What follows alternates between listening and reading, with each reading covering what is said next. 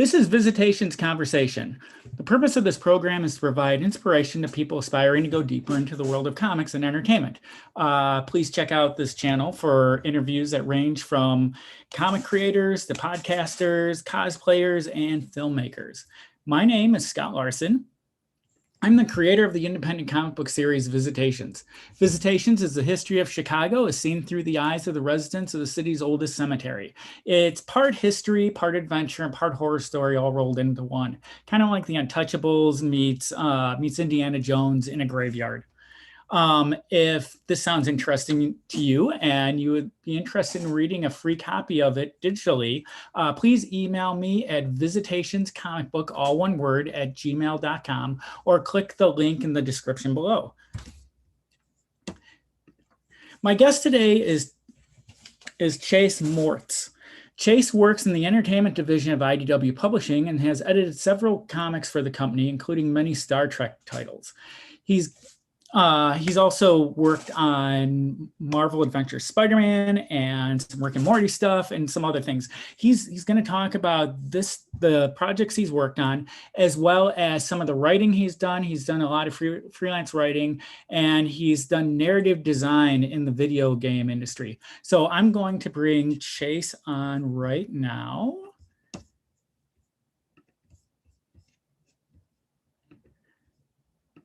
And let's see. There we go. Hey. Hi, Chase. How are you? Good, Scott. How are you doing? I'm doing good. Good. So you currently work for IDW. Yes. And so tell us where IDW is based out of. So IDW, IDW Publishing. Yeah, publishing is in San Diego, but we also have an entertainment office in Los Angeles. I live in San Diego and used to work at a publishing, and now I remote work with the fine folks in LA. Okay, so what was the first? So you've been working in comics since 2017, is that correct? Yeah, that's right. Okay, so and you were doing some work, some freelance writing, and some work in the video game industry before that. What was your first? All right, so I've got two questions for you. Sure. The first one is, what do you find more interesting, video games or comics?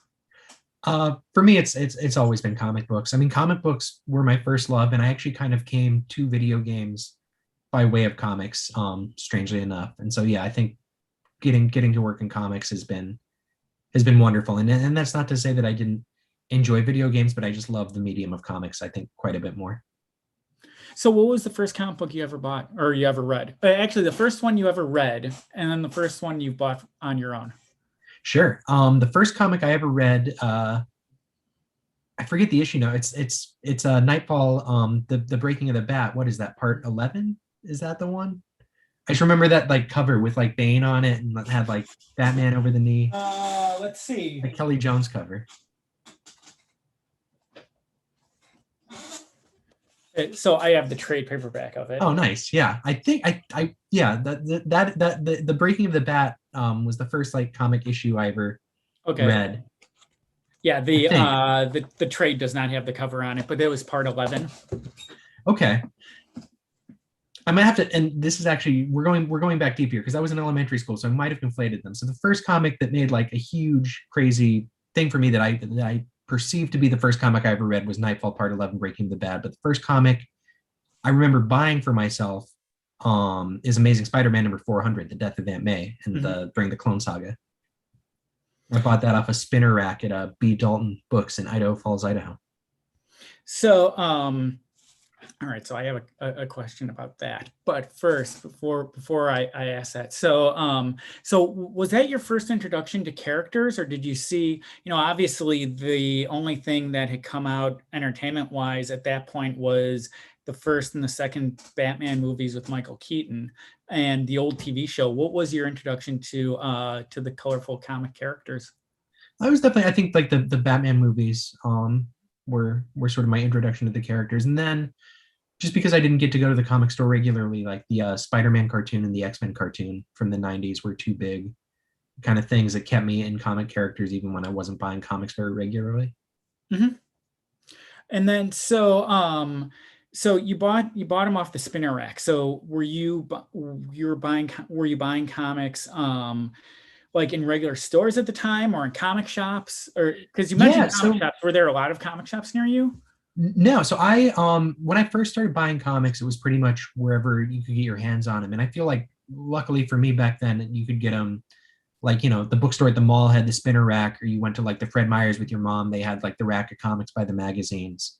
And so pretty much like I started reading comics like third or fourth grade, and it'd pretty much be places that I'd go with my mom that had comic books that and I could convince her to like, give me a couple bucks to buy one since we're already at the store. And then eventually, I think it was a couple years. I had to pester her a lot. There was one comic store in my hometown. It was called Captain Comics at the time, and I finally started going in there every week.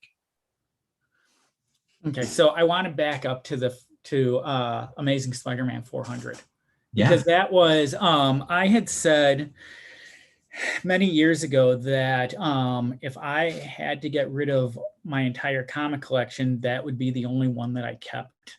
really. Specifically because when it came out, my dad had passed away the year before. Okay. And there were a lot of emotions tied up in that particular issue. And he had been in a coma for a little while. And that was certainly the case with Aunt May right before they killed her off. Yeah, So did that make you a Spider-Man fan? Or did it? totally. And Okay. like for my early comic reading experiences, and I'm like one of the few people, like I loved the Clone Saga. Hmm. Like because I didn't, I don't think I came into it with the baggage of other people. Like I was aware of like Spider-Man as kind of like this cultural character who'd been around for like so many decades. And then like coming into that and kind of reading the Clone Saga and seeing like, oh man, like they really did it. They made this like new guy Spider-Man, and they Hmm. like he's been the real one this whole time. Like that for me in like the fourth grade was just such a narrative flip. I was like, I cannot get enough of this. So yeah, I was into Spider-Man a while. Um, I think like Spider-Man, and then Superman was my other big like first comic love. And that was it because they had killed him off, or did you come Like afterwards? I was aware. I remember winning the like. I think I won like some of the death. Like you'd go to like Tilt or whatever, like the video Mhm. game place in the mall, and you could like get the tickets. And I remember for some reason they had like kind of this like little gift pack like Superman comics that had some of the Death of Superman issues in it. Like not in any sort of order, but it had like it was by the time you had like the Cyborg and Superboy and Steel and like the Eradicator, and it came with like a poster, and I had that poster up on my wall. And yeah, so I think Mhm. that's what kind of pulled me into Superman, was just like getting this pack of like mismatched comics from a video game store at the mall. So was that your introduction to Superman? As I remember it, yeah. I mean, I think my dad had shown me like the Christopher Reeves movies when Mhm. I was a kid, so I definitely I think had seen those before I ever picked up a Superman comic. So when you were reading that stuff, did you think that you wanted to work on comics someday, or was it just something that you were reading? Yeah, I mean, so I had always loved to draw. So I've been drawing since I was a little kid, and I always used to love designing my own superheroes and stuff. And it's funny because I used to just like eat and breathe like reading comics and like drawing superheroes and stuff, but I never put like two and two together in my head that this is actually like a job I can do. And I don't think that really set in until I had already like gotten hired to work in comics, that it's like, oh, I can actually do this job. I can make money working with Mhm. comics. So you said you were from Idaho? Yeah. So what moved you out to California?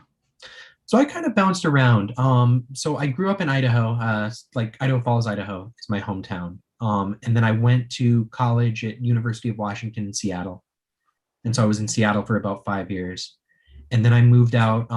I got my master's degree in dramatic writing from New York University. So I moved out to New York City, and I was there from 2009 until the end of 2015. And then my wife got into her dream PhD program at UCSD. Mhm. And so I just quit my job and we moved out here. Wow. Yeah. And I didn't even like, I wasn't even aware that IDW, like, I read IDW's comics, but I like certainly when we moved to San Diego, it wasn't even something that was on my radar. Mhm. So I want to ask you about how you ended up working there, but before I do, Sure. So you studied writing in New York. Yeah. And so what have you written? What kinds of, are you like, have you done like poetry or short stories, or are you working on a novel, or have you been trying to write comics, or how has that gone? So all of my professional writing work was in video games. Okay. Like in terms of like like I've been afraid to like freelance write articles and stuff, but in terms of like actual like narratives that I've gotten paid to write, it's all been in video games professionally. In my Mhm. spare time, I do like little dumb comic strips that are just like, kind of goofy one-offs, and I write some short stories and stuff in my spare time. Yeah. So, so you said that you had started when you were growing up, you were drawing a lot. Yeah. Are you still drawing? With the exception of the little comics that you just mentioned. Yeah, I am. And honestly, it's funny. I used to draw a ton, and then it's funny how people like, I think like when I got into comics and I was working with so many professional artists, it made it very easy to get so self-conscious about my own work that I stopped Mhm. doing it for quite a while and just focused on kind of like writing and editing and more of my comfort spots, because I think, while I like drawing, it's not, I'm not at any sort of professional level with it, but I think like during the pandemic, especially when I wasn't going anywhere, it's been easier to get back into it because it does bring me a lot of joy just to do it. And Mhm. I can identify the flaws, but if I'm just doing it for myself, like it doesn't really matter to me. And I've kind of gotten over some of that own, some of that like needless pressure you put on yourself, and just realize like, if it makes you happy, like do it. And so Mhm. I've kind of gotten back into that headspace, which has been nice. I think that's really great. And that's really, in all honesty, that is really the definition of someone being creative. Yeah. And I think that what we tend to do is we tend to worry about how we're going to look in front, with other people. And you'd mentioned that you're working with a lot of different professional artists. And the truth is with stuff like that is it doesn't matter Yeah. because everybody has flaws. Even people who are professional have flaws. I had seen, as an example, and I'm not going to say who the artist is. I had seen somebody who's been in the business for a really long time, and he's been in the comic news lately because he just switched companies. And he's one of those people who I feel has actually kind of transcended into almost like godhood. But Yeah. in so doing, um, some of his some of his artwork tends to be a little bit more abstract, is the best Yeah. way I know how to put it. And people are like, yeah, well, look at what he's doing. He used to draw like this, and now he's drawing like this, and blah, blah, blah, blah, blah. But I think that it doesn't matter as long as you're able to tell a story and you're feeling good doing it. Right. That's the basis of anything. Yeah. And It's I art totally is all agree. subjective too. Yeah. And I just think, like some of the artists that I've responded really well to maybe aren't most, not necessarily the most technically proficient of artists, but I just like their style. And I think if you Mhm. find like something that responds to you, like, I'm never going to draw like Jim Lee, but that doesn't mean I shouldn't pick up a pen every once in a while.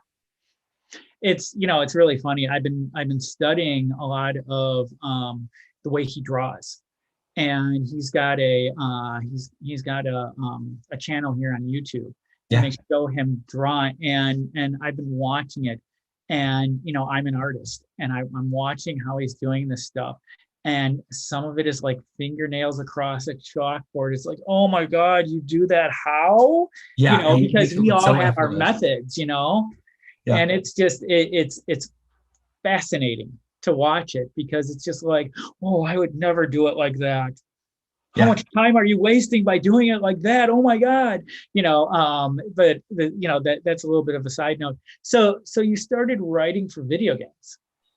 Yeah. Right after I got done with grad school, Okay. I worked at a mobile phone game company called Gameloft, and Mhm. I started as a writer there, and I eventually became a lead narrative designer of the Gameloft New York studio back when there was a Gameloft New York studio. It got closed, sadly. But yeah, while I was there, specifically, and it's because I was a comic fan, we had a lot of licenses for the big Marvel summer movies. And so Mhm. my job would be adapting those movies into mobile phone games. Oh, wow. So Yeah. which one are you allowed to say what you worked on? Yeah, totally. I did Amazing Spider-Man 1 and 2. I did Thor: The Dark World. I did some writing assistance. Although I wasn't the lead writer on that. For we did the Dark Knight mobile game. Oh, wow. Yeah, I did Spider-Man Unlimited was sort of like the Infinite Runner Spider-Man. That was one of mine. Um, and so yeah, especially for the movies one, it was fun because our office was in Chelsea, and so I'd get to take the subway uptown to the Marvel offices, Mhm. and they would like take your phone, put it in a bag, like make sure you didn't have any cameras or anything, and they like lock you in a conference room with all the phones taken out and give you the script, and you had like 3 hours to read it and take notes, and then you'd have to give it back, and they'd put it back in the safe, and then that's what you'd go and work from was your notes.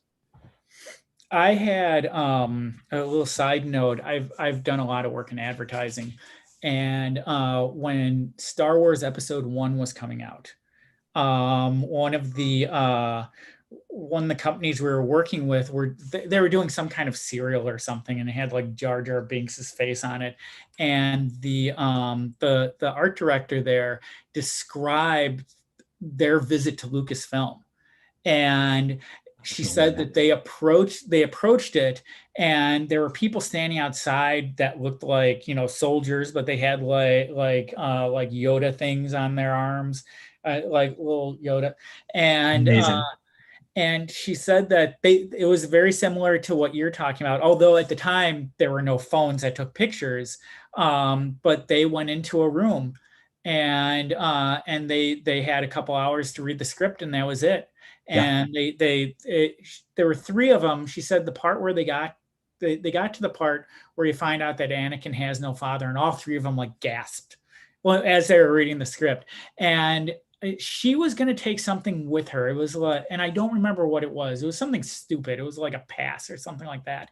And she slipped in her purse, and they came in and they're like, hand it over. oh my god. So they had to have been watching them the whole time, Yeah, and this was the late 90s. So it was a like little eyes bit cut out of different. a painting, something like just like There's a giant mirror there, but so so you've been as an editor for comics, you've been reading scripts. What's the difference between a comic script and a video game script? um it's I mean they're well, I guess the biggest difference that just comes to mind right now, before we just break down to the nitty gritty, video game scripts, at least in my experience, are all written in Excel. Okay. Yeah, In because what way? How does that work?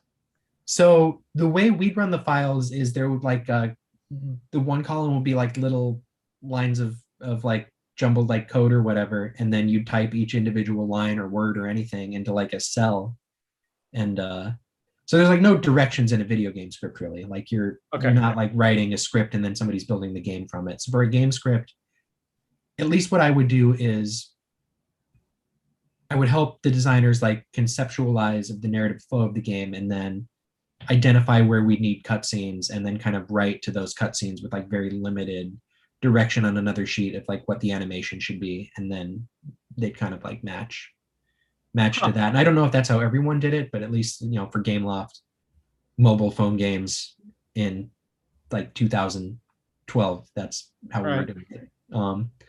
But yeah, and I just think the demands of a video game script are so different than the demands of a comic script, because at least, and I never worked on any AAA titles. So my experience in video games is kind of very narrow for like mobile devices, and those games are by necessity, they're not designed to be narrative experiences first. They're Right. designed to be kind of loops, to keep people playing and to kind of have this repeatability to them. And so adapting a narrative to fit that is very different than the demands of adapting a narrative to fit like a comic book, because in a looping video game there isn't necessarily a beginning, middle, or end. You're kind of it's more about like fun lines or like clever world building for like little sections, whereas a comic book you're kind of delivering like the story is the product, and in video game writing the game loop is the product, and the narrative, if there is a narrative, is sort of like window dressing. So if somebody wanted to for example, if someone wanted to start writing video games, how would they go about doing it? Um, I mean, so I don't know if I'm. It's funny because I was a video game writer, and I don't know if I'm the best person to ask about this because I feel like Okay. with everything in my life, like it's kind of been a weird kind of road and like falling into things and just saying yes to a lot of stuff. But I think if you wanted broadly to write for video games, I think choosing what studio you would want to write for and seeing if there's internships. Like I know a lot of people got into the industry via internships, at least a lot of designers and programmers I worked with. For the writing team, we all had different backgrounds, but I think playing a lot of video games and being able to speak the language of video games to a game designer is helpful. And knowing knowing what your story is adding to a video game. And especially like if you want to write like Mass Effect or like the story gets to be the star there, right? It's about the branching paths and but if you want to write for other video, it's like what kind of video games do you want to write for and what does the writing look like in those video games and become a student of it and play a lot of games. Mm-hmm. Yeah. So you're working in the video game industry, and then Yeah. you moved out to San Diego, Yes. and you walked into IDW. How did that work? So the first year after I moved to San Diego, I was freelance writing for some different video game companies, for some projects that happened, but most of them, I mean, things get killed and Mhm. stuff you work on never sees the light of day, but they still send the check, so fine, whatever. And then I was freelance writing for a bunch of video game companies and doing some other freelance writing stuff on the side. But that work started to dry up a little bit just because, like San Diego, at least for me, like, well, trying to think of how not to make this too long of a story. So I hit a wall with some freelance writing and I got employed as, what would they call themselves? I don't want to be, so it's a company where the product I was making, you could reasonably call it clickbait. I was writing like Okay. listicles and like, like snarky captions for pictures at a company where I was like an in-house writer. And I did that for like 4 months and I got laid off. And so I kind of, this is gonna, I got laid off from my job that I didn't love at the clickbait company. And I kind of fell into a dark patch where I was doing a lot of day drinking and I day drank myself over to Liberty Station where IDW is. And I was wandering around and I saw the IDW logo. I'm like, oh, IDW's here?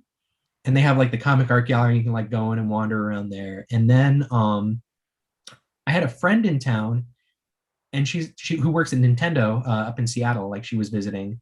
And she was like, oh, my coworker Michael used to work at IDW. Like Michael Benedetto used to be an editor at IDW. And then he went up to Nintendo and is working there still, I think. But she's like, let me, I'll ask them if they have any jobs there. And yeah, they were looking to hire an editorial assistant. So I interviewed. I did not get the job, but that was a free even though I didn't get the job, I did get freelance work via IDW Entertainment. And then a month after that, what kind of freelance work? I was doing like one sheet. So I was reading comic properties and kind of adapting like an entertainment one sheet. We have like everything in our catalog that we have media rights to. Mm-hmm. We have a one sheet for it. And so I basically would just read it and kind of break it down into like its component parts and like write some hype text. And so I was doing that for like a month. And then an editor at IDW needed to go on some medical leave and they brought me on as a temp and the rest is history. So which is kind of, it's kind of like a long discourse. Well, I don't think there's any such thing as a straight path. No, especially in my experience, there never has been. And especially in the comics business, I've been all over the place.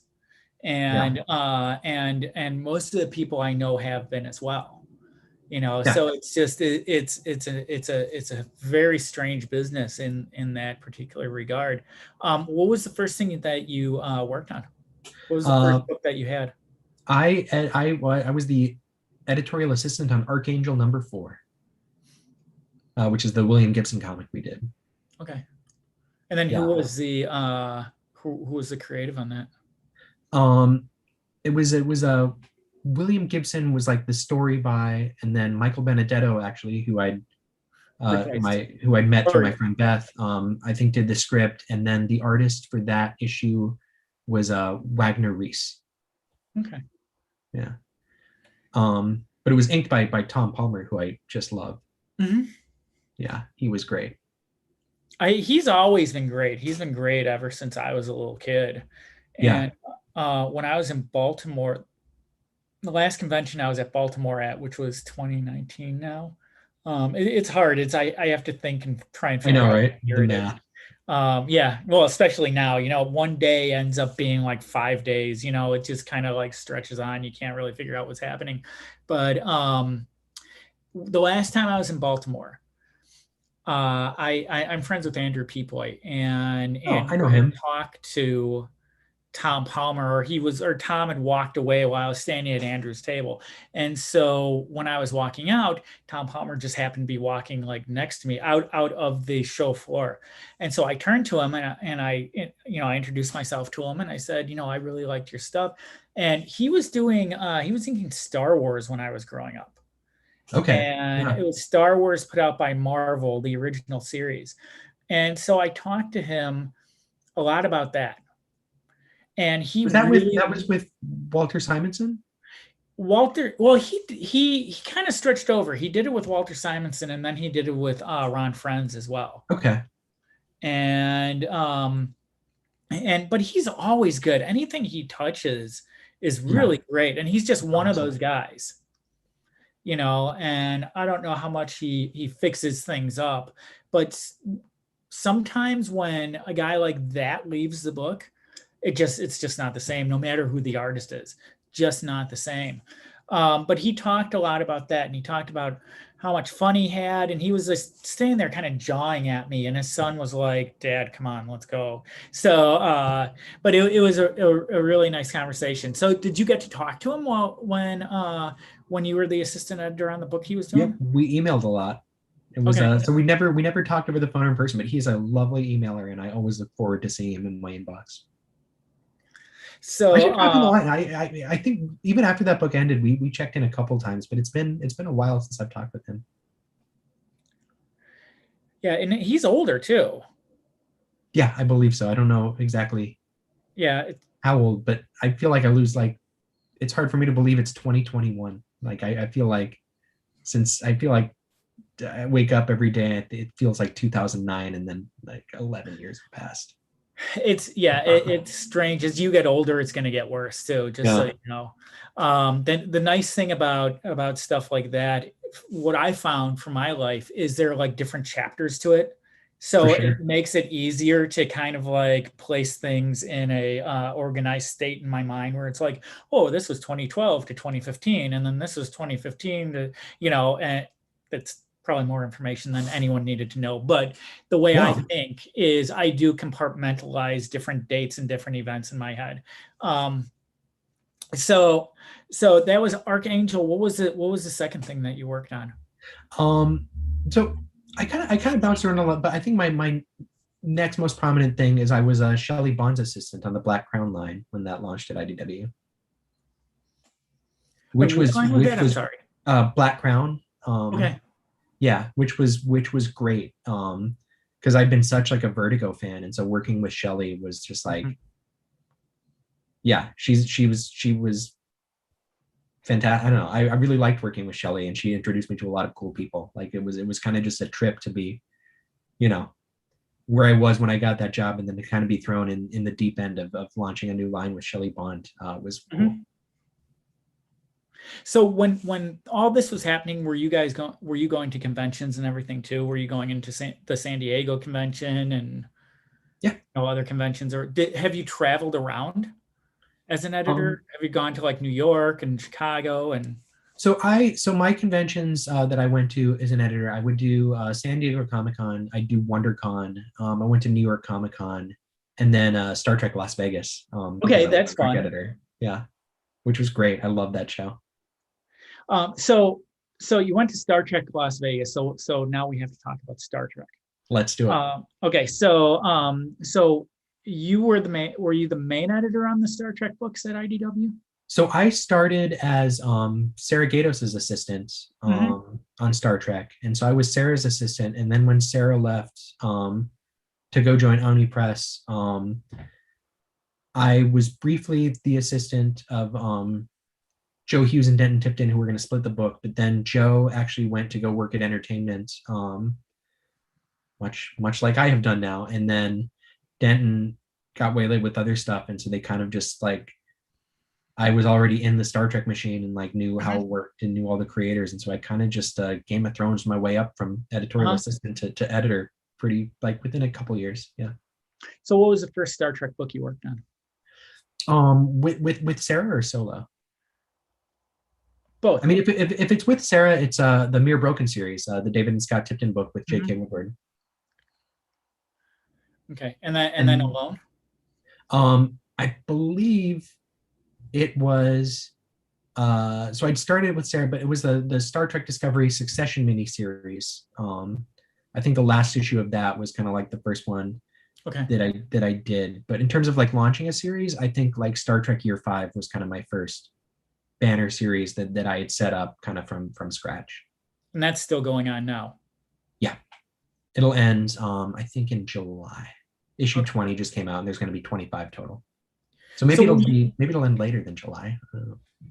I saw, it, we were talking earlier about the stuff I'm doing for Fanbase Press, and I think there was an issue of that just came across, like the reviewing thing. I saw it. That's how I knew what the title was still going on. Yeah, Um, and it's one of those things where if I'm going to review a book, I'd rather do it from the beginning, because otherwise you're missing stuff and you have no clue what's going on.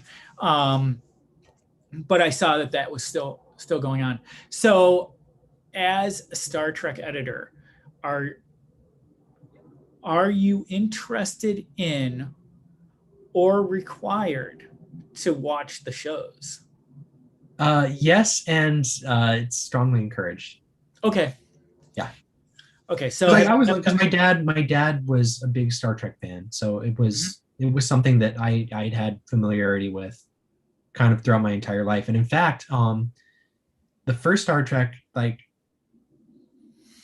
yeah, this must have. I think my dad rented. It was Star Trek Six, and Mhm. you remember that scene where they're on the spaceship and they turn the gravity off and they're like Mhm. killing people and their blood is floating. Like when I saw that, that was the scariest thing I'd ever seen in my life. I made my dad turn off the movie, and I couldn't like look at Star Trek again for another year. But then like Oh wow. once I realized it was like a lot more kind of space diplomacy and not as many like space zero gravity assassinations. All right, I got to ask, what year did you watch that?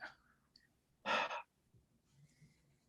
was pretty. I trying to. I like. It was definitely pretty soon after it came out on video, because I think I was like Yeah. maybe six or so. Okay. Like what would that be like 90? It came out in late 91. Yeah, I think it was 92 or early 93 then when I Okay. saw it. And the reason I asked that is because I had seen little bits and pieces of Star Trek, through the years growing up, Yeah, and but I wasn't necessarily a huge fan, and I didn't really become a huge fan until Generations came out, yeah, and then I went back and started watching all the shows, and I got interested in Voyager when that came out, and really got sucked into DS9. But when The Undiscovered Country, which was the title of the movie we're talking about, my brother had worked for a place that distributed videotapes, so he would get all of these promo copies, and at the bottom of the screen it would be like, this belongs to Paramount, you yeah, yeah. don't sell it or rent it or anything. But I remember the summer of 1992, being in my bedroom drawing a lot, and I would just like grab videotapes from his bedroom and then just like pop them in, and I'd have them kind of playing in the background as I was drawing. And it's like the movie Bugsy, which came out right around there, that was in Right. the background, and The Grifters with John Cusack, which is a terrible film, was in the background.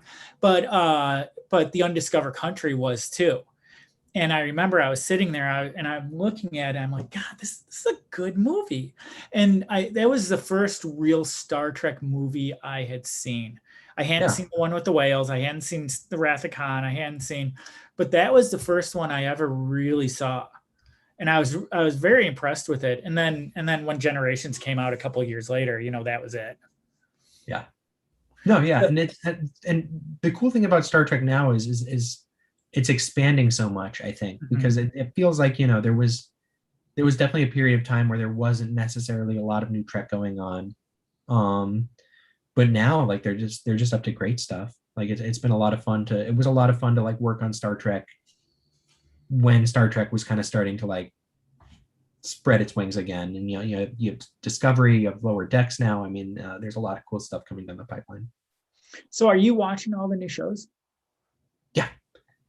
I'm a little behind on Discovery, but I working on the books, I like to keep up. So which is your favorite of the new shows? I like Discovery. Lower Decks is a lot of fun. Lower Decks appeals to, like, I like the sensibility of it. I like how it's a comedy, but it still very clearly has like this Star Trek heart. But yeah, I think Discovery's been a lot of fun. I've been it's when Discovery started, and I had watched the stuff in the 90s. So I'd watched Voyager and DS9, and Enterprise lost me. And It was, and the way I describe it to people is, it was the end of a long marathon, and you're just kind of like trying to get through the finish line, and it's just, you're kind of recycling ideas and everything else. And when Discovery started, it was like another prequel, and you got to pay to watch it. And so it was just like, whatever, and there was a lot of bad things going around the internet, which I know now that the internet is just kind of full of it. So the interesting part for me about Discovery too is I feel like it takes Discovery a couple episodes to get rolling, and the first 2 episodes of Discovery almost feel like they're a different show than like the entire season that came afterwards. The thing that I'm finding interesting is, so John Suntress runs a podcast called Word Balloon, and he's had it for many, many years. And he's invited me on because he's from Chicago, and every once in a while I'll run into him, like at a comic shop or something. Okay. And then he'll just stand there and talk and talk and talk and talk. And Star Trek always comes up. We're always talking about that. So he's had a couple of different Star Trek shows on his podcast, and he's had me come on and talk about it. And I'm the guy who likes new Trek, unlike everybody else, because, it's like, it's not what it was, and it's not what it was. And I personally don't think it ought to be what it was. Yeah. And I feel like you've always had, like, just even looking at the history of fandom, I mean, there were people who were up in arms about TNG when it came out because it wasn't the original series. And now I think for a lot of people, like, TNG is sort of the first thing they think of when they think of Star Trek. It's the I would say, like, Captain Picard is like, he's like a cultural figure at this point. Like, even if you're not a Star Trek fan, like, his face, like Patrick Stewart is Jean-Luc Picard, and it kind of transcends a lot of different media. And I think that's amazing. It's really interesting. And so when Picard started, my wife and I started watching it. And then we're like, oh, let's see what this Discovery thing is all about. One of those things, like, oh, I'll give it my time, while I'm waiting for the next episode of Picard. And the thing is, when you're binge watching something and you're away from all the like chatter, it's not bad. And I like Discovery a lot. Yeah. I've been happy with it. And people like to poke holes in it, but you can poke holes in anything. Right.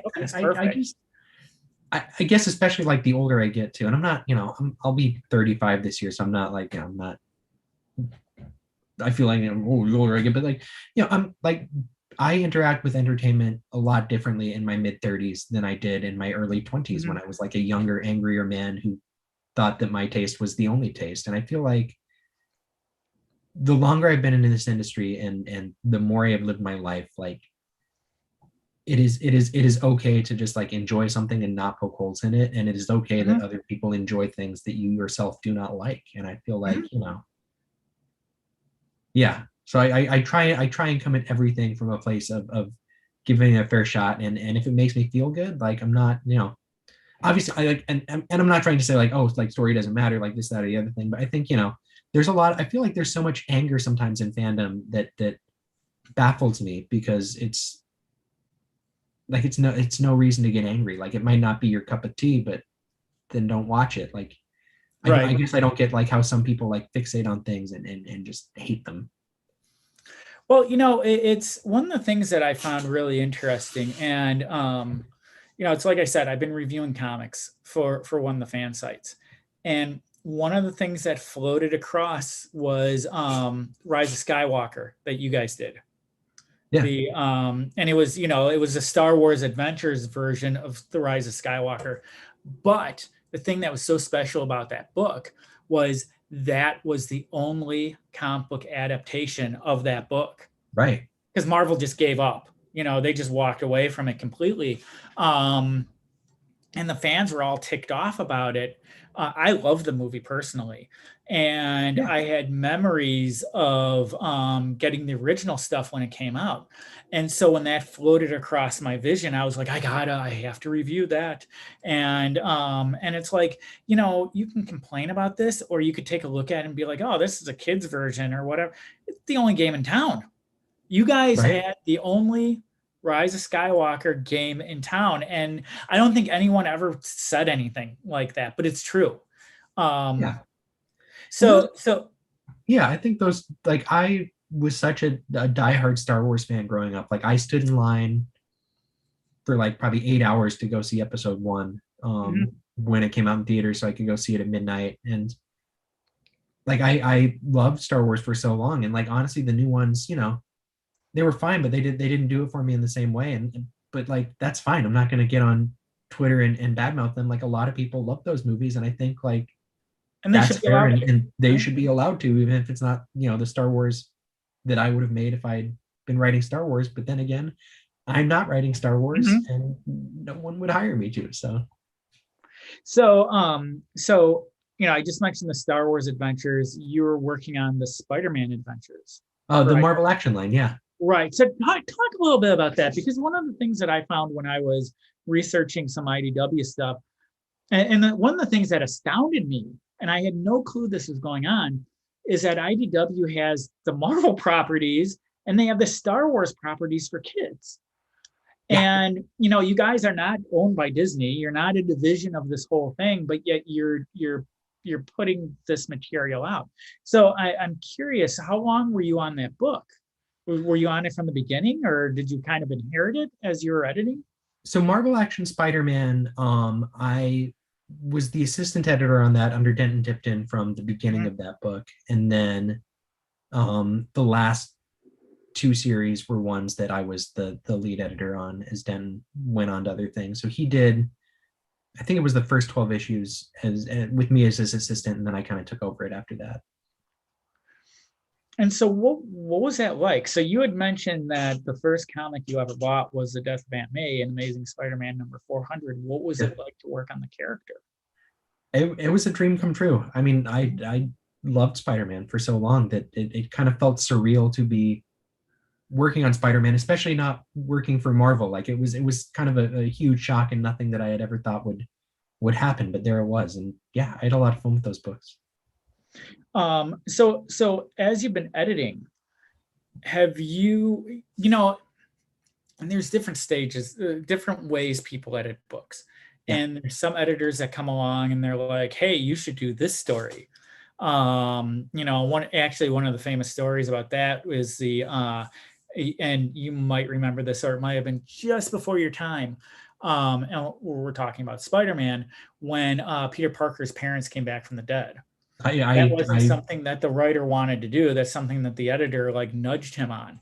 And so when you're working on these properties, how much are you nudging? Have you nudged along? Have you thought, hey, this would be a great idea? And you're like, hey, maybe I ought to do this. Or are you just kind of sitting back, reading this stuff and being like, this is the coolest thing ever? How has that I'm worked for you? I'm not a nudger. I can only speak for my own editorial style, but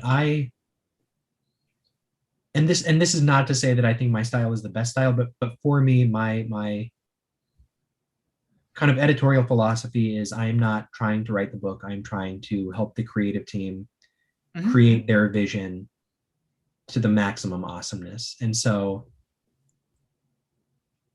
I don't tell people what stories they should tell. I mean, obviously, like, I have to work like there are boundaries, right? Like CBS has to approve all our Star Trek stories, Marvel had to approve our Spider-Man stories. So if there are things that are off limits or things that I know that aren't going to fly with the licensor, like I will have to step in and be like, you can't tell this story this way.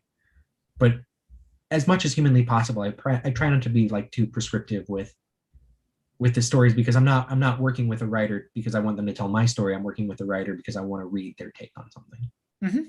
And so I love talking structure. I love talking what does and doesn't work about a story. And I can talk about that sort of thing all day, but at the end of the day, like I'm not trying to put thoughts into a writer's head. Like I want them to tell the story that they want to tell. I just want to help be a sounding board to elevate that story to, Mm-hmm. as high as it can be. Yeah. And so what is it like when our artwork comes in?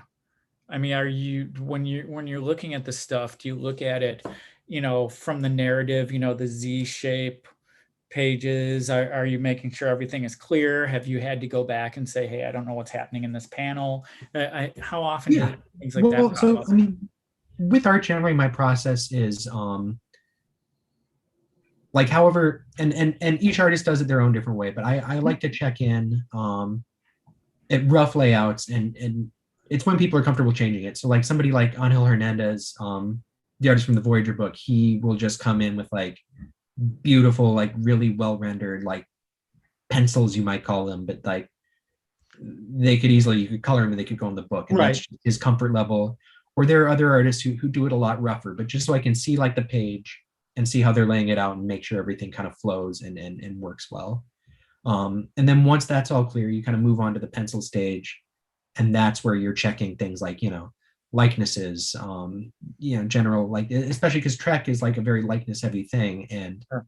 the likenesses in that book matter, and so you have to make sure you're getting the faces right. And then from there you go on to inks, and I try and it does happen, but I try and make, like, once you're at the ink stage, like I try and make as minimal changes as possible. Like everything Mm-hmm. I should have told you at either the layouts or the pencil stage, in a perfect world. And it sometimes isn't. Like sometimes there are just things that come up later where like a licensor will notice something, or you'll realize like once the lettering's on there that maybe you missed something, and it's just not working right, and you have to go back and change. But I do my darndest to try and make people, like, not have to redo too much work. And I'm sure many artists I've worked with will tell you that I've failed miserably once or twice at that. But I hope they know that I put in the effort. But yeah, that's kind of the way everything goes anyway, So in the stages of that, so for something like Star Trek, for example, when the pencils come in, you're looking at them. Do you have to send it off to like somebody over at CBS to take a look at it as well? Yeah, so Or there's actually a great team that I work with at CBS. It's like 3 people who help review everything and give it that stamp of approval, and they're wonderful. I mean, because like I like Star Trek, but their knowledge of Star Trek is so encyclopedic that it's just, they just catch stuff like that I might not have, like for a while, like the rank stripes were a big thing that I would constantly not notice, and it'd be like, oh nope, the dashes are wrong, like you gotta fix Kirk's dash stripe, and like little things like that. They're very excellent at kind of keeping me honest on. how kind of going down this road. So you said they've got an encyclopedia knowledge. Are they how do I want to put this? I'm trying to figure out exactly what I want to ask, because it's something where it's like, ooh, here's my big chance to ask something like this. One of the things when it comes to TV, and obviously you're dealing in a different medium, but there's continuity errors that do show up. Sure. And that's certainly something that people have moaned and groaned about when it comes to something like Discovery. You said they've got it. The comic people have an encyclopedia knowledge. How long have they been working on that stuff? Do you know? They've been working on this stuff for like a couple very of long decades. time. Decades, yeah. Okay. Like Because the they've been comics in have Star gone Trek on. forever. The the shows have paused, but the comics have continued going on. Were you working on the Calvin universe stuff too? So I came in as Sarah's assistant right at the end of the Boldly Go run, which Okay. was like, it was sort of Mike Johnson's 18 issue swan song for the Kelvinverse stuff. Yeah, so I came in, I think at issue 10 of that was my first one as Sarah's assistant. Okay. The Q book that you edited, was that the one that dealt with that universe as well? No, so Q Conflict, it didn't have any Kelvin Universe stuff. It was Okay. Voyager, I'm thinking of something DS9, different. TNG, and TOS. Yeah. Okay. And that was just a matter of curiosity. Yeah, no, and it's and just yeah, as a matter. So it's yeah, and I don't know if we never did it when I was there, but like the Kelvinverse stuff and like the Discovery stuff is kept very kind of siloed from like the legacy material comics. Okay. Yeah. And so in terms of stuff that's crossing over, like I doubt we'll see like a Disco TNG comic. Not that it's Oh, impossible, but at least like say that. You never say I mean, never. Right? yeah, maybe we will, but just at least in my tenure there, like the new material, like for the Kelvinverse and like Discovery, like those comics were kind of kept very separate from like the legacy material, where we had a little bit more leeway in terms of like what action figures we could play with where. So as it were, just to put it kind of, yeah. How far into Discovery are you? You're working on season 3, or you were watching season 3? I'm assuming. How far? Just starting, yeah. Oh, did you? Okay. Yeah. Season 3 is pretty good. I'm not gonna lie, but I'm not gonna build it up either. I was pretty happy with it. Oh shoot, I had a really great question pertaining to that, and it's like went flying. I'm sure I'll remember at 4 a.m. As it goes. So okay, so you worked on the Star Trek stuff. You worked on Rick and Morty as well. So I did the crossover. So I did the Rick and Morty versus Dungeons and Dragons crossover. Okay. Which I got to work on with Sarah, because that was like, I think the first like kind of, it was one of the first things she helped put together over at Oni. And she had been working at IDW, so that had been in the mix before she moved over to Oni. And then like when she was editing over there, I got to edit it at IDW. It was great to keep working with her. But that that's the one that was written by Jim Zub and Patrick Rothfuss, which was a lot of fun. So are there any particular memories that you have that come out of working on that stuff? Yeah, I mean, each comic is a journey, and I think like every single one I did, I would like to think it made me a better editor, because when Rick and Morty D&D was happening, I was a lot greener of an editor because, you know, Sarah had just left, I had just been promoted, and there are things I did then that I would probably do better now. And I think one of those things, like, I remember being like so fixated on like shepherding that book through and making sure, like, you know, this is like my first big thing out the gate, like I'm going to do this perfect, that I think it like ate into my personal life a lot. And I was like on vacation with my family, and we were like rafting, and I had like my phone out in a little plastic bag, and I was like checking emails from Wizards of the Coast to see if things were approved. And I think, like, you know, that is a book that I love, but that is a book that I wish I could have told myself to calm down a little on. If you answer at 11:30 at night, like nobody's going to get to it until tomorrow anyway. So you've moved out of editing, but before we move out of editing in the conversation, what was your most favorite thing that you worked on as an editor? I guess, I mean, favorite's hard because, like, I have a lot of things I love for different reasons, right? Like I did the Judge Dredd False Witness series with Brandon Easton and Kay Zaman. Like, Judge Dredd is one of my favorite comic characters, and so to get to work on a Judge Dredd book was very satisfying. Marvel Action Spiderman was great to work on. That was an amazing team. I think, though, if I were to boil it down to, I think one thing that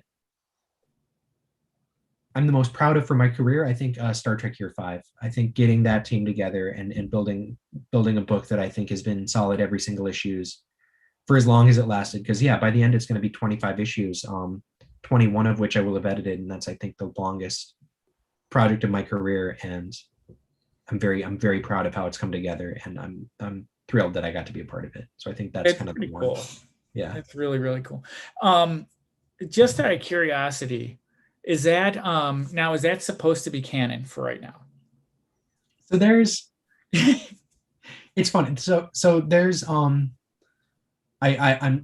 totally cribbing this from I think it was John Van Citters who said it, although I think John Van Citters said this. He's like the head of Star Trek at CBS. But there's hard canon and there's soft canon.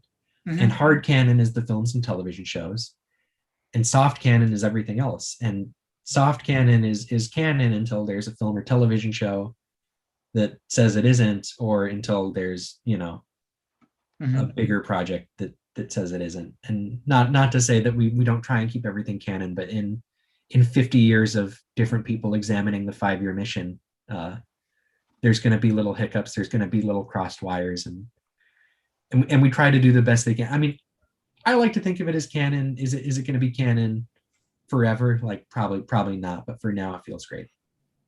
It's, and I asked that question because I was reading the Marvel Star Wars stuff when it was coming out, and that is not canon anymore.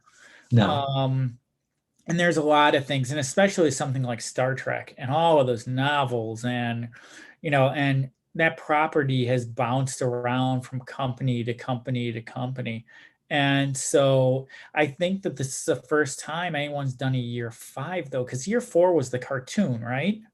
So IDW did a year 4 comic series. It's Okay. weird. The animated series kind of falls into like a weird place because there was a lot of debate for a long time over whether or not the animated series was canon. And Right. Is it not? it is. I thought it was. I think it was, then it wasn't, and now it is again. Okay. Yeah.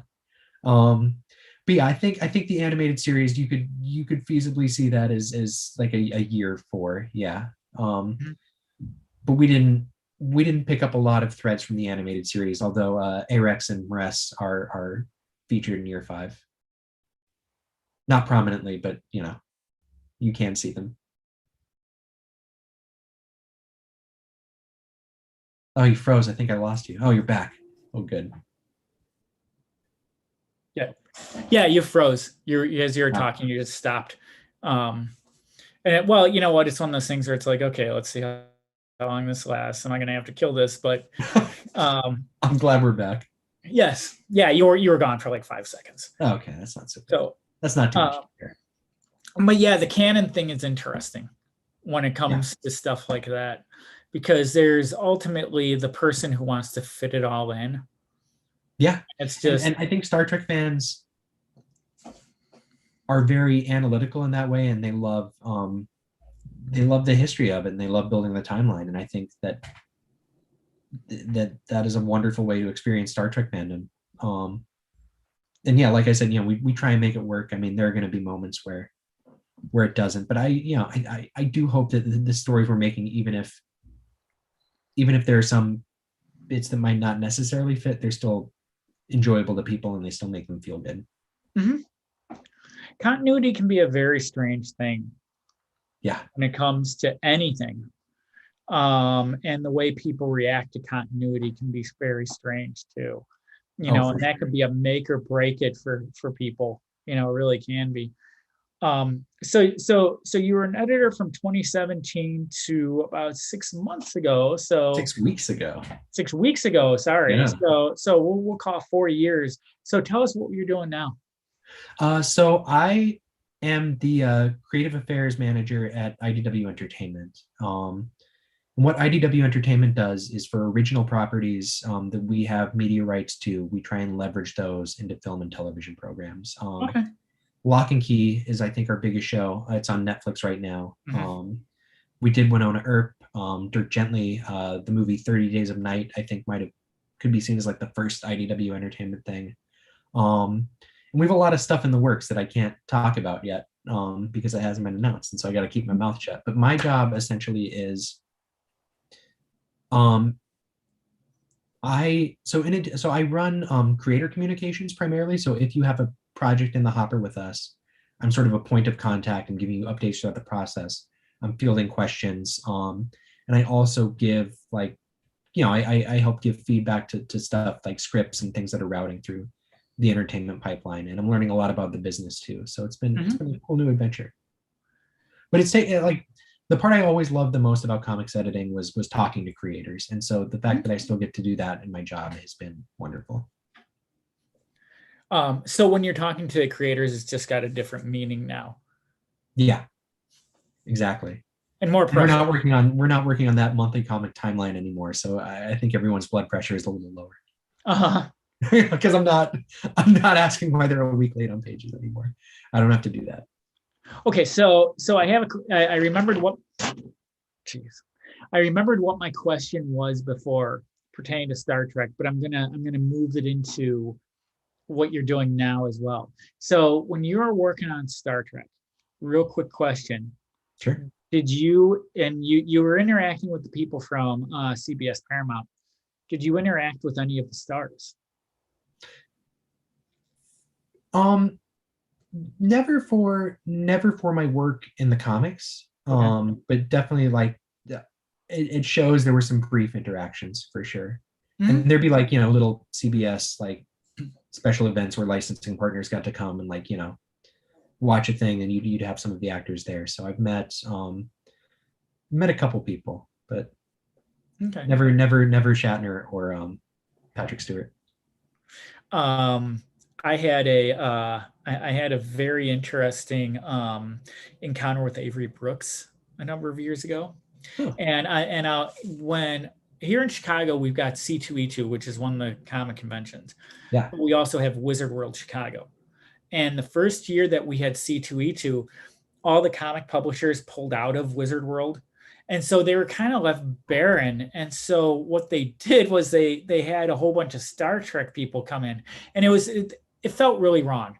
I walked into the show floor, and there's Q standing there and Data, and and it's just like, and it was one of those things where I'm watching, it's like, God, I love you guys, but you shouldn't be here, and I'm not going anywhere near you. Well, Avery Brooks is there, and DS9 happens to be my favorite show, and so I'm like, I got to go over and say hi to him. So, and I don't know if you've ever talked to him or met him or heard any stories about him.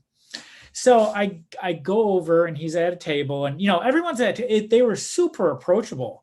It wasn't even like it wasn't like a Star Trek convention where they did have handlers there. Yeah, they were right there, right in front as soon as you walked in. And I went over to him, and I told him that Deep Space Nine was my favorite Star Trek show. And he takes my hand, and I'm shaking his hand, and he's not letting go. And then he's like staring into my soul with his eyes. And it was just, and he's asking me my name, and he's not letting me go and not letting me go. And it was frightening. It was one of the most frightening experiences of my life, to the point where it's a decade later and I'm still talking about it. And I'm still like, See, it's a good story. But apparently he does that with everybody, because, his hand, when these guys have handlers at conventions, they're basically like, give us $30 for a photograph and get out of here so we can go to the next person and get this next $30. Yeah. And he didn't like that. So he decided that he was going to make every experience an up close and personal one. And boy, he sure did that. I love that. It was really spooky. So as you're working on these properties, which are moving towards like movies and TV shows and stuff like that, are you finding yourself in the world where you are seeing like people being cast or people being actors or any of the actors or anything like that yet? I'm not at that point yet, but like it's certainly something I'm like, I think that I will develop into. Okay. And be a part of. Yeah. I think for now I'm just kind of getting my sea legs on like the nuts and bolts of the job, and they're trying to like kind of build me up. So right now it's been a lot of catching up, a lot of reading, and a lot of like introductions and kind of yeah. It's all that fun new job stuff that you get to do for like the first month or two you work somewhere. Sure. And you can't remember everyone's name. No, luckily there's only 14 people at IDW Entertainment, so okay, I got them all. Okay, good. Well, when as you go deeper into your job, I'll have to have you come back on Yeah. and talk a little bit about stuff. And should the time come where you want to promote something, you're certainly more than welcome to reach out to me, and we can set something up then I too. really appreciate that. That'd be lovely. So for anybody who's watching this who is interested in editing or video games, or what would you say to them? What would be your, if it was you and you were watching this at age 14 or 15, what would you want? What would you hope that the person said, or what would you look back on and say, boy, that was really great? What do you think that would be? I'm trying to think of how to. I guess yeah, like if you want to do anything, kind of like be a student of it, certainly so. Like, and I think like be kind to people, because you never know what anybody's going through, and you never know when you're going to meet people again. And I think that yeah, like if you are a straightforward person who wants to do a good job and like practices your craft and you run toward it, like you're gonna get there. But I think this is I'm not very sharp on this question. Oh, it was a deep question, and It's a deep question. I guess yeah, I don't be afraid. Don't be afraid to fail, and if you do, like learn from it. I feel like my career has sometimes been held back because I was like, like we were talking about with drawing at the start, like I was so critical of myself, um, that I think that sort of fear kind of maybe prevented me from taking proactive leaps that maybe would have moved my career forward faster. And it's only when I got over those things that I was able to advance in anything I did. So be kind to other people, like be kind to yourself, and like don't be afraid to like fall on your ass and learn a lesson from it. That sounds great. So Yeah. where can people find you? I'm on Twitter. I'm Thrillo the Chase. It would be Thrill of the Chase, but the F made the word too long for Twitter's character limit. So Okay. yeah. So I'm on Twitter as Thrillo the Chase. I do my own drawing stuff under my fake name, which is Mark Darkly. Okay. On Instagram is Mark_Darkly. It's a Scantron instruction is where I got the name. Because yeah, it's a sentence. That's what they want you to do to the bubbles. Okay. Yeah. And I don't really use Facebook anymore. So if people friend me on Facebook and I don't respond for like 6 months or a year, like it's not you. It's definitely me. I just don't get on there. But yeah, Twitter is probably the best place. Like I'm on Twitter too much. Okay. Yeah. See, it's I've been posting a lot of my drawings across social media, but Twitter is just, it's too much. I can't do it. It's too hard. It's too much work, and there's too many angry people. I just It can't. just comes at you so fast. Like it's just like When I discovered it was right before they started that Flash TV show, and I saw the costume, and then my wife found the costume like hours later. I was like, that's old now, but Right. it's too much work. Yeah. I don't have time for that. I never had a Twitter before I started working in comics, and then I found like Twitter has been at least a useful professional tool for me to like connect with creators on the fly. And I have gotten like a lot of messages there and things like, so yeah, like if I leave comics and entertainment, I'm going to delete my Twitter feed first thing. Okay. But for now it exists. Great. So stick around. I'm gonna end this chat unless there's anything else you'd like to add. No, this has been great. And I just want to remind everybody, first of all, thank you all for watching this. And I want to remind everybody that if you're interested in reading a free digital copy of my book, Visitations, please email me at visitationscomicbook@gmail.com, or click the link below. And Chase's Twitter will also be below by the time you're watching this as well. And that's about it. So thank you very much, Chase. Thank you very much for coming. I really appreciate it. Yeah, this was great. Thank you for having me. I'm really glad we got to do this. Me too. Thanks a lot. And then, so thank you very much, everybody. And we'll be back soon with somebody else who is in the entertainment industry that you'll love just as much as Chase, although I don't know how you're going to be able to do that.